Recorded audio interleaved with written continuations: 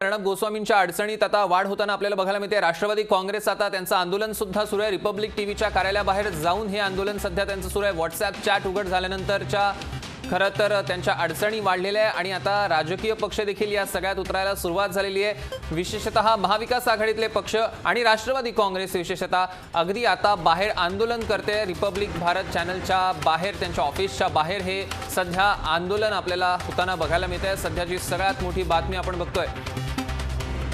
खरं तर WhatsApp chat उघड झाला आणि त्यात बऱ्याच गोष्टी उघड झालेल्या आहेत, ज्या गोष्टी कदाचित भारताच्या सुरक्षिततेच्या दृष्टीने सुद्धा अत्यंत महत्त्वाच्या होत्या, त्या देखील या सगळ्यामध्ये उघड झालेल्या आहेत। अनेक प्रश्नचिन्ह उपस्थित केली जात आहेत आणि त्याचमध्ये हे आता राष्ट्रवादी काँग्रेसचं आंदोलन सुरू झालेलं आहे आणि आपण बघतोय की राष्ट्रवादीचे कार्यकर्ते प्रचंड आक्रमक झालेले आहेत। सगळेच जण जोरदार घोषणा देत आहेत आणि आपल्याला विद्याताई चव्हाण देखील आपल्याला तिथे या सगळ्याचं नेतृत्व करताना बघायला मिळत आहे। या आंदोलनकर्त्यांच्या हातात अनेक फलक आहेत, काळे फलक आहेत, निषेधाचे जे फलक आहेत त्याच्यावर देश का गद्दार असं लिहिलेलं आहे अर्णब गोस्वामी यांच्या विरोधात। आपण बघतोय की त्यांच्या अडचणीत वाढ झालेली आहे। सगळीकडून आता तीव्र प्रतिक्रिया उमटायला सुरुवात झालेली आहे आणि कार्यकर्ते हे आता आक्रमक झालेले आपल्याला बघायला मिळतात।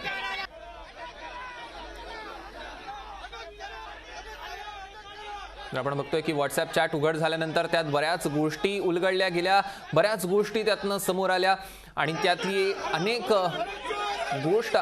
महत्त्वाच्या गोष्टी खरं तर त्यातनं उघड झालेल्या आहेत। मग भारताच्या सुरक्षिततेसंदर्भातील असेल, काही भारतावर हल्ले झाले त्यापूर्वीच्या काही घटना असतील आणि काही महत्त्वाच्या राजकीय नेत्यांबद्दलच्या चर्चा असतील, त्यांच्या सुरक्षिततेबाबतच्या चर्चा असतील, सगळ्या गोष्टी या व्हॉट्सअॅप चॅटमधनं उघड झाल्यानंतर जनसामान्यांमधनं तर तीव्र प्रतिक्रिया उमटू लागल्याच, पण त्याचसोबत राजकीय पक्षांकडून सुद्धा अतिशय तीव्र अशा प्रतिक्रिया उमटू लागलेल्या आहेत। राष्ट्रवादी काँग्रेसने तर आता आंदोलन सुरू केलेले आहे। ही मुंबईतली आपण दृश्य बघतोय, राष्ट्रवादी काँग्रेसच्या आंदोलनाची ही सगळी दृश्य आहेत आणि राष्ट्रवादीचे कार्यकर्ते चांगलेच आक्रमक झालेले आपल्याला बघायला मिळतात। अगदी त्यांच्या हातात वेगवेगळे फलक सुद्धा आहेत, निषेधाचे हे काळे फलक आपल्याला बघायला मिळतात आणि त्यामध्ये लिहिलेलं आहे की देश का गद्दार, अर्णब फरार अशा पद्धतीचे अनेक फलक त्यांच्या हातात आपल्याला बघायला मिळतात। त्यामुळे आता अर्णब गोस्वामींच्या अडचणीत प्रचंड अशी वाढ झालेली आहे। एकीकडे अन्वय नाईक आत्महत्या प्रकरण असेल, दुसरीकडे TRP घोटाळा, त्याच वेळेला आता हे नवीन व्हॉट्सअॅप चॅटचं प्रकरण उघड झालेलं आहे आणि मग त्यात अजून एक ठपका, तो म्हणजे DTH प्रकरणातला केंद्राला तब्बल 25 कोटींचा तोटा। सगळ्या साईडनं आता खरं तर अर्णब गोस्वामी यांच्या अडचणी वाढलेल्या आहेत। रुपाली बडवे आपल्या प्रतिनिधी आपल्यासोबत थेट जोडल्या गेलेल्या आहेत, त्यांच्याकडून अधिकची माहिती घेऊया। रुपाली, आपण बघतोय की अर्णब गोस्वामींच्या अडचणींमध्ये काही खरं तर कपात होण्याची चिन्हच दिसत नाहीये, रादर त्या दिवसेंदिवस वाढतच चाललेल्या आहेत आणि आता राजकीय पक्ष देखील ऍक्टिव्ह झालेले आहेत। आपण लोकशाहीची एक्सक्लुझिव्ह दृश्य बघतोय की राष्ट्रवादी काँग्रेसचं त्यांच्या कार्यालयाबाहेर आंदोलन सुरू आहे, काय अपडेट्स द्याल?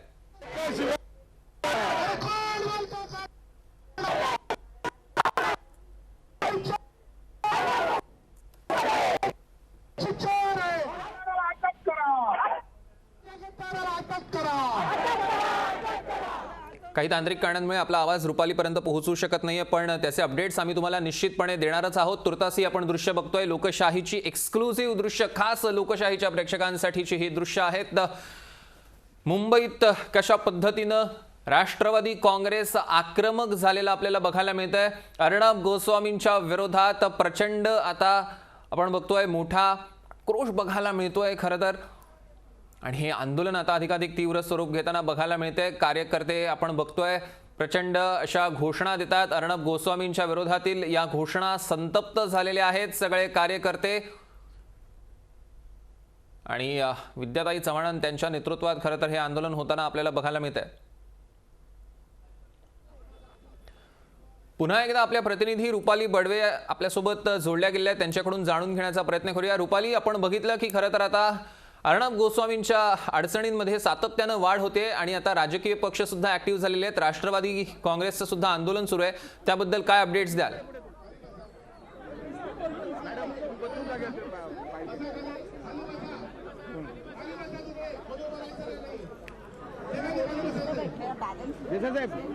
रुपाली, माझा आवाज तुमच्यापर्यंत पोहोचतोय?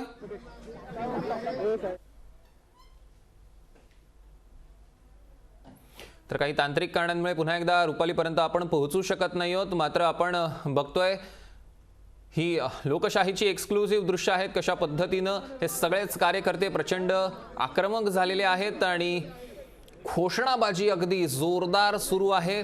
देश का गद्दार अशा पद्धतीचे काळे निषेधाचे फलक अर्णब गोस्वामींच्या विरोधातले आणि आपण बघतोय की एकामागोमाग एक आता त्यांच्या अडचणीत वाढ होतच चाललेली आहे. कुठल्याही प्रकरणातनं त्यांची सध्या सुटका होताना दिसत नाहीये, त्यांना दिलासा मिळताना तर अजिबातच दिसत नाहीये.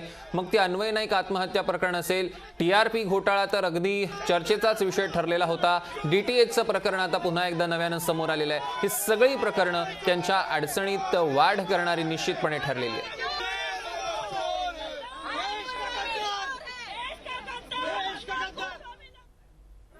ही अगदी आपण थेट दृश्य बघू शकतोय. आत्ताची या क्षणाची दृश्य आहेत लोकशाही न्यूज चॅनलची.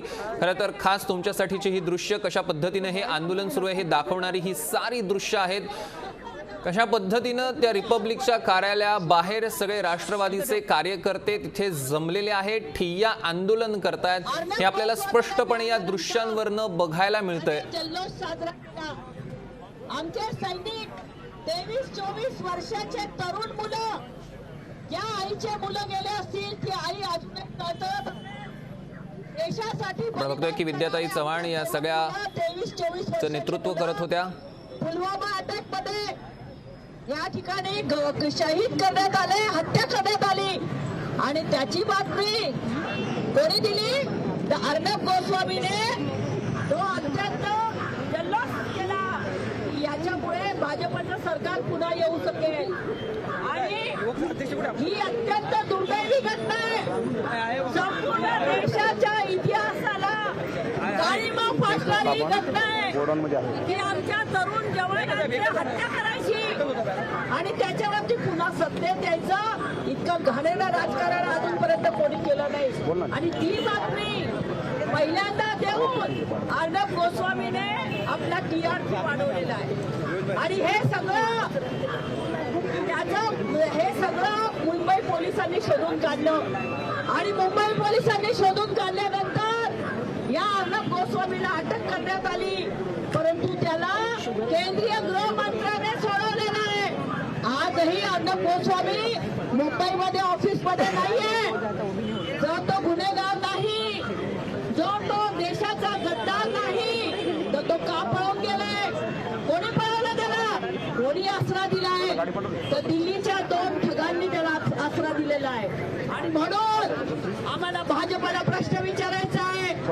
केंद्रीय गृह खाते भाजपकडे आहे आणि या केंद्रीय गृह खात्याला अमित शहांना आम्हाला प्रश्न विचारायचा आहे की आम्ही राष्ट्रवादी काँग्रेस देशाची तमाम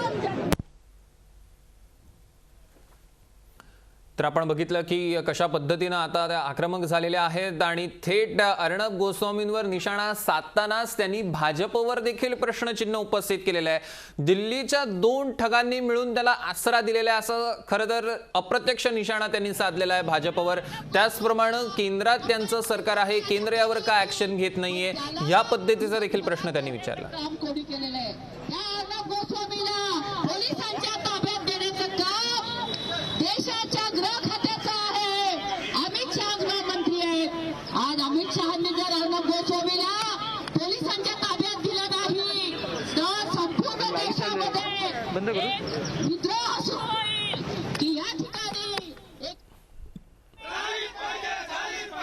तर आपण बघितलं की कशा पद्धतीनं तिकडे जनतेला संबोधित करण्यात येत होतं, राष्ट्रवादीच्या कार्यकर्त्यांना संबोधित करण्यात येत होतं आणि थेट खरं तर केंद्राला सवाल विचारलेला आहे. केंद्राकडे थेट प्रश्न त्यांनी विचारलेला आहे की जर गृह खातं तुमच्याकडे आहे आणि ह्या पद्धतीची खरं तर गुन्हे त्यांनी केलेले आहेत, अर्णब गोस्वामी यांनी केलेले आहेत, मग त्यांना अटक का करण्यात येत नाहीये, पोलिसांकडे त्यांना हवाली का करण्यात येत नाही, अशा पद्धतीचे प्रश्न आता थेट राष्ट्रवादी काँग्रेस आपल्याला विचारताना बघायला मिळत आहे.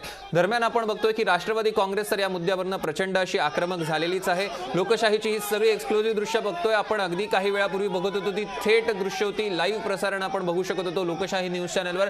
कशा पद्धतीनं सगळे कार्यकर्ते प्रचंड आक्रमक झालेले आहेत. अर्णब गोस्वामींच्या विरोधात आता सगळे एकवटलेले आहेत.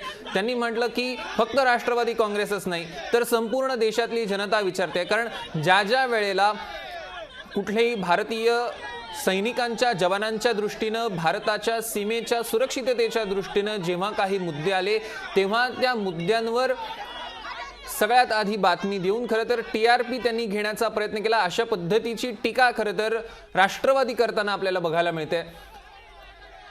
त्यामुळे आपण बघतोय की आता राष्ट्रवादी काँग्रेस सगळ्याच मुद्द्यांना हात घालणारे अर्णब गोस्वामींच्या प्रकरणात ऑलरेडी अडचणींमध्ये वाढ झालेलीच आहे। एक प्रकरण नाही, अनेक प्रकरण आहेत। खरं तर अन्वय नाईक आत्महत्या प्रकरण ते सुद्धा आहे, व्हॉट्सॲप चॅटचं प्रकरण असेल, DTHचं सध्या प्रकरण समोर आलेलं आहे, TRP घोटाळा तर आहेच आहे। चार प्रकरणं सध्या चारही बाजूंनी अर्णब गोस्वामींना या 4 प्रकरणांनी घेरलेलं आहे असं म्हणायला काहीच हरकत नाही।